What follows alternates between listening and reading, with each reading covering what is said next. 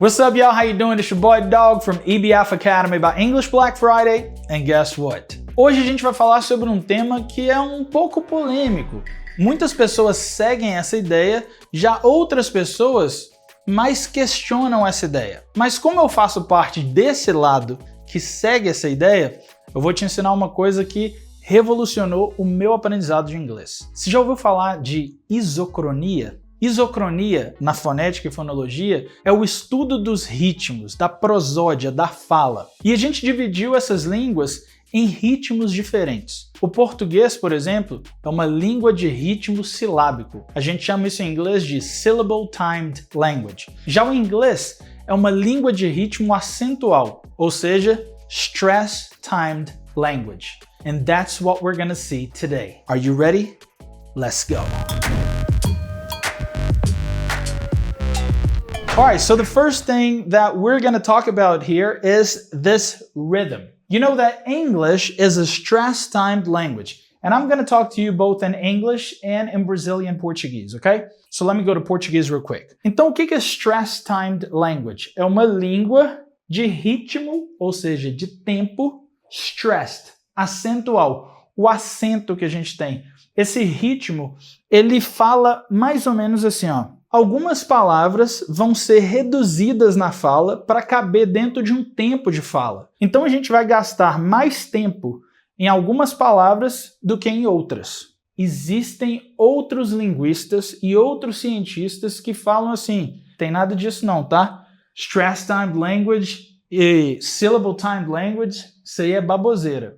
Mas isso mudou a minha percepção do inglês. Por isso que eu ensino e é parte da ciência fonética e fonologia. Então vamos pensar nessa língua como uma parede. Então eu desenhei uma parede aqui e eu quero que você pense que essa parede ela é construída com duas coisas. Tijolos e com uma massa aqui no meio que prega um tijolo no outro, que é o cimento. Então eu vou passar cimento aqui, ó, para eu juntar, né, e fazer essa minha parede aqui. Essa aqui vai ser a nossa parede da língua de ritmo acentual, stress-timed language. Eu tenho bricks, que são os tijolos, e cement, que é o cimento. Um precisa do outro. Só que um é mais importante do que o outro. Peraí, teacher, como assim mais importante? Se eu colocar cimento em cima de cimento, esse cimento vai só espalhar e não vai dar para ter uma parede. Agora, se eu pôr um tijolo em cima do outro, a gente faz uma parede, só que é uma parede muito fraca, né? O tijolo, ele é mais importante para dar um aspecto de parede. Porém, o cimento é o que vai dar a firmeza, a consistência dessa parede.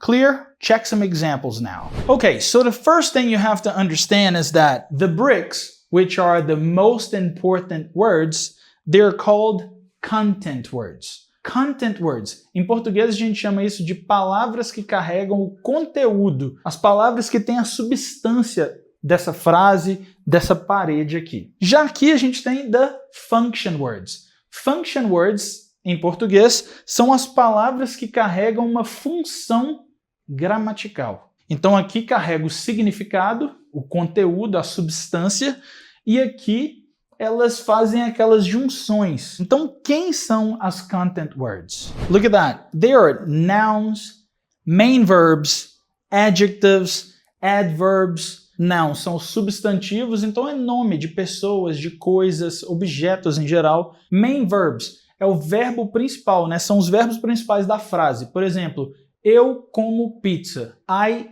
eat pizza. Eat é o verbo principal, pizza é o nosso noun, que é o substantivo. Adjectives are the words that qualify something when you give the quality to something.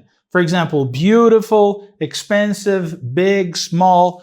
And here you have the adverbs. For example, the adverbs of frequency. Never, often, sometimes. Então, essas palavras, elas são muito importantes porque elas carregam a substância, o conteúdo da frase. Content words. Elas são os nossos tijolos. Já the function words are conjunctions, prepositions, pronouns, modal verbs. Então olha só, conjunctions, a gente tem with, é uma conjunção, né, que junta uma coisa na outra. Prepositions at, in, on, to, for. Pronouns I, you, he, she, it, they, them. Modal verbs can, could, should, may, might. Eles têm uma função gramatical e não necessariamente carregam a substância, o conteúdo da frase. Por que isso é importante na hora de falar inglês? Porque the content words vão ser enfatizadas na fala. Geralmente são ditos mais completamente e mais alto. Já the function words, elas são rápidas, contraídas. Tanto que as contrações acontecem aqui, né? O cannot vira can't. Mas a gente não pode contrair um main verb. Eat. Qual que é a contração do verbo comer? Eat. Não existe essa contração. Mas existe a contração do verbo would, que é só um apóstrofe D. Então, por que isso aqui é importante? Vamos ver em exemplos reais. Here we have the C, which means content words. And here we have the F for function words. So pay attention to the content words. Imagina que eu chego para você e falo assim, ó. She, park, friends. Você consegue entender? Olha só. Ela, parque, amigos. Ou ela, parque, amigas. A gente entende, né? Então, se uma pessoa que está aprendendo uma língua e ela começa a falar em português com você, e aí você pergunta assim, nossa, você já fala português? Cadê a sua irmã? Aí você fala assim, ó, irmã, shopping, mãe, pai. Ah, beleza, sua irmã tá no shopping com sua mãe e com seu pai. Você entende. Porém, se eu falar só function words, olha só, is, at, the, with, her, não tem significado. Então, as content words, que são as palavras conteúdo, elas carregam o significado da frase. As function words, elas fazem a junção desse significado para ficar de uma forma mais completa, mais coesa. Então, olha só, aqui está faltando algumas palavras, eu tirei as function words e aqui eu tirei as content words, que são as de azul. Olha o resultado. O resultado está aqui embaixo, olha. She is at the park with her friends. She is at the park with her friends. She is at the park with her friends. She is at the park with her friends. Sacou? She is at the park. She is at the park. Eu não preciso falar she is at the park. Eu reduzi esse is at the. Olha aqui. She's at the.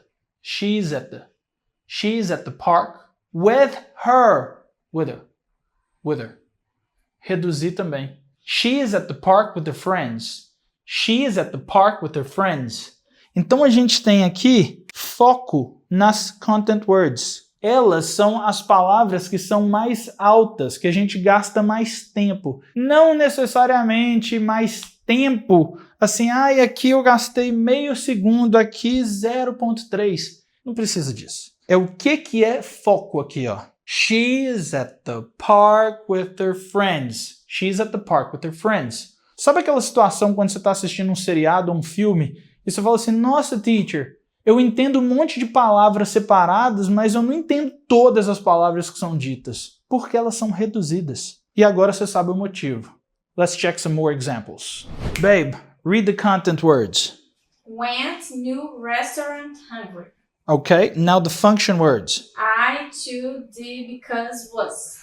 Okay, think about it. This is with you right there. Por falar nisso, já deixa seu like, se inscreve no canal. Bacana, né? Já tinha ouvido falar sobre isso aqui? Nunca? Primeira vez? Então já merece o like, né? Tem que mandar para seus amigos ainda, para sua professora. Pergunta lá para sua teacher. Ô, teacher, você já ouviu falar disso aqui? Não ouviu não, teacher? Então segue esse cara, ele é muito legal. Went new restaurant hungry. Suponha que eu chego para você e falo assim, went new restaurant hungry.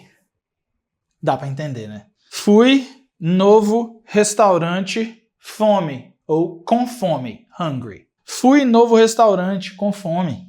Agora, se eu chegar para você e falar só function words, I, to, the, because, was, sem comunicação, sem significado. Por quê? Essas palavras têm funções gramaticais. Elas juntam.